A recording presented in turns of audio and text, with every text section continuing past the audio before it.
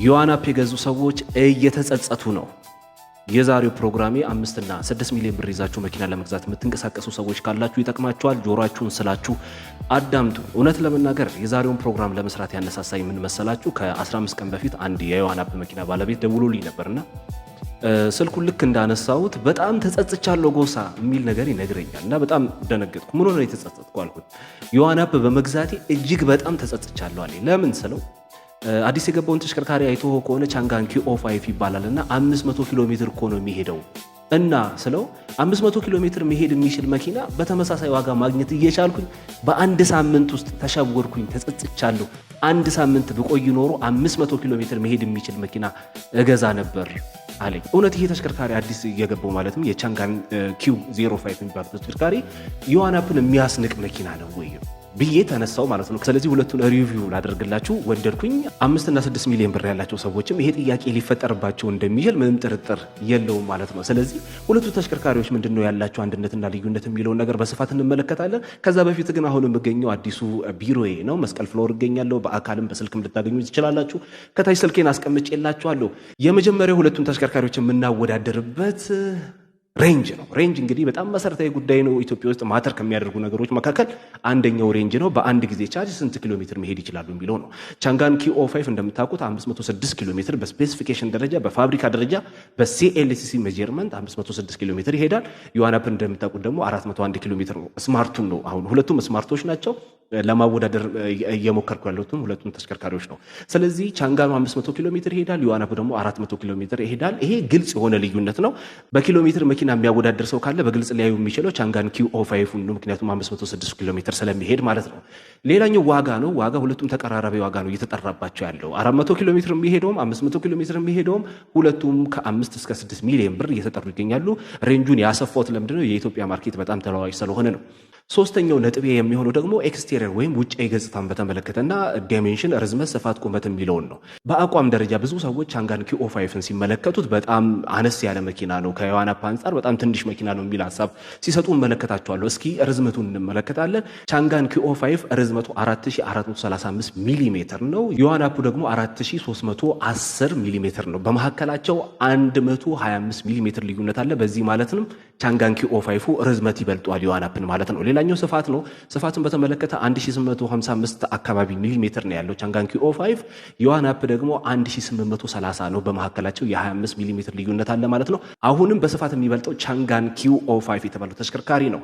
ሌላኛው ደግሞ ቁመትን በተመለከተ ጋር ስንመጣ ቻንጋን ኪኦ5 1600 ሚሊ ሜትር ነው።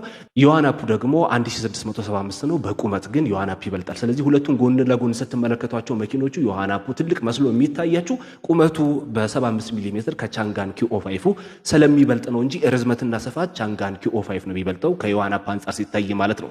ስለዚህ ርዝመቱና ስፋቱ በዚህ ደረጃ ልዩነት መፍጠሩ በቻንጋን ኪኦ5 ውስጣዊ ገጽታ ላይ ከባድ የሆነ ልዩነት ይፈጥራል ማለት ነው። ወደ ውስጥ ስትገቡ እንግዲህ መጀመሪያ ልታዩት የምትችሉት ነገር ስክሪናቸውን ነው የምትመለከቱት። ቻንጋን ኪኦ5 15.1 ኢንች አካባቢ ስክሪን ተገጥሞለታል። ዩዋን አፕ ደግሞ 10.1 ነው። በጣም ሰፊ የሆነ ልዩነት አላቸው። የቻንጋኑ በጣም ተለቅ ያለ ስክሪን ያለው። በሌላ መልኩ ደግሞ ውስጡን ስትመለከቱት በእርግጥ ተመሳሳይ ሁለቱም ስማርቶች ናቸው። ሰሩፍ አላቸው። በሌላ መልኩ ደግሞ ያው ማሞቅ ማቀዝቀዝ የሚችሉ ወንበሮች አሏቸው። በጣም ብዙ በፊቸር ደረጃ ሁለቱም ስማርት የሚባሉ መኪኖች ናቸው። ግን ሞር በጣም የተሻለ ይሄ ማሳጅ ምናምን መሰል ነገር የቅንጦት ነገሮች ያሉት ቻንጋኑ ነው ማለት ነው። ሌላኛው የምንመለከትበት ኮምፒቲንግ ፓወር የምንለው ነው። ይሄ በጣም መሰረታዊ ነገር ነው። ኮምፒቲንግ ፓወር ማለት አንድ ተሽከርካሪ ይሄ ፕሮሰሰሩን በተመለከተ አሁን ስልክ ስትገዙ ራሙ ስንት ነው እንደምትሉት ሁሉ ተሽከርካሪ ላይ ደግሞ ኮምፒቲንግ ፓወር ይባላል። የቻንጋን ኪኦ5 ኮምፒቲንግ ፓወሩ ወደ 20 ቶፕስ ነው። 20 ቶፕስ ማለት በሰከንድ 20 ትሪሊየን ኦፕሬሽን መስራት ይችላል ማለት ነው። ቶፕስ ይተነተን ማለት ነው። ዩዋን አፕ ግን 84 ትሪሊየን ኦፕሬሽን ፐር ሰከንድ መስራት ይችላል ማለት ነው። ዩዋን አፕ ከቻንጋን ኪኦ5 አንጻር ሲታይ በጣም በ3 እጥፍ የሚያክል ልዩነት አለው ማለት ነው። ይሄ ነገር አሁን ለምሳሌ ቻንጋን ኪኦ5 20 ቶፕስ መሆኑ ዩዋን አፕ ደግሞ 84 ቶፕስ መሆኑ ምንድነው ልዩነት የሚፈጥረው ካላችሁን ግን አፕዴት ላይ ልዩነት ይፈጥራል። ለምሳሌ ከባድ የሆነ ወይም ተለቅ ያለ ፕሮሰሲንግ ፓወር ያለው ተሽከርካሪ ሞር ፓወር ነገ ተነገ ወዲያ የሚመጡት አፕዴቶችን የመቀበል እድሉ በጣም ሰፋ ይላል ማለት ነው። ስለዚህ እንደምታውቁት ከቻይና ከሁሉም ካምፓኒዎች በየ3 ወሩ አፕዴቶች ይወጣሉ። ስለዚህ ኮምፒቲንግ ፓወሩ ይወስነዋል ማለት ነው። ቻንጋን ኪኦ5 ለምሳሌ አንድ ነገር እንዲሰራ ብቻ ለመኪናው የሚበቃውን ብቻ ሊያደርጉ ይችላሉ። ለምሳሌ BYD ዋናፕ 20 ቶፕስ ቢኖረው ይሰራል እኮ መኪናው፣ ግን ነገ ተነገ ወዲያ የሚመጡት አፕዴቶችን የመቀበል አቅሙ ከፍተኛ እንዲሆን ተደርጎ ነው የተሰራው ማለት ነው። ስለዚህ በኮምፒቲንግ ፓወር እና በፕሮሰሰር ካየነው ተሽከርካሪው ዮሐናፕ በጣም በሰፊ ልዩነት ይበልጣል ማለት ነው። ሌላኛው ነጥባችን ደግሞ ቋንቋን በተመለከተ ነው። ቻንጋን ኪኦ5 ቋንቋ የሚቀይር መኪና አይደለም። ይሄ ሃርድ ኮድ የተደረገው የተጻፈው ኮድ የተደረገው የተሽከርካሪው ሶፍትዌር በቻይንኛ ነው ማለት ነው። እንደምታውቁት የሶፍትዌር ባለሙያዎች ካላችሁ ኢትዮጵያ ውስጥ በጃቫ C++ እና መሰል ኮመን ኮርስ ናቸው እነዚህ በርግጥ እና በዚህ ኮድ የሚደረገው በእንግሊዘኛ ነው እንደምታውቁት። የቻይናው ቻንጋን ኪኦ5 ግን ሃርድ ኮድ የተደረገው በቻይንኛ ነው። ስለዚህ ቋንቋውን መቀየር ካስፈለገ ሙሉ ለሙሉ የተሽከርካሪውን ሶፍትዌር መቀየር ሊያስፈልግ ይችላል ማለት ነው። ስለዚህ ቻንጋን ኪኦ5 ቋንቋ መቀየር አይችልም ማለት ነው። እና እንዲሁ ቻንጋን ኪኦ5ን ያጋዘውት አንድ ከስተመሪም ደግሞ ደውሎልኝ ነበርና ቋንቋውን ላስቀይረው ነው ምን ሐሳብ አለ የሚል ነገር አንስቶ ይደውልልኛል እና ለምን አብረን አንሄድም የሚልም ሐሳብ መጣና በነጋታው ቋንቋውን ለማስቀየር አብረን ሄድን እና አብረን ከሄድን በኋላ ቋንቋን የሚቀይረው አንድ ቻይናዊ ነው እና ጠጋብዬ ይሄ ቋንቋ ሲቀየር የተሽከርካሪ OTA ላይ ወይም ኦቨር ዘ ኤር ላይ ችግር ይፈጥራል አይፈጥርም የሚል ጥያቄ ያቀረብኩለት እና ብዙም አልተገባባንም። መጨረሻ ላይ ቋንቋው ከተቀየረ ሁሉ ነገር ከተቀያየረ በኋላ መጨረሻ ላይ ግን አንድ ወረቀት ይሰጠኛል ማለት ነው። ለሁለታችንም ወረቀት ሰጠን እና እዚህ ጋር አስቀምጬላችኋለሁ።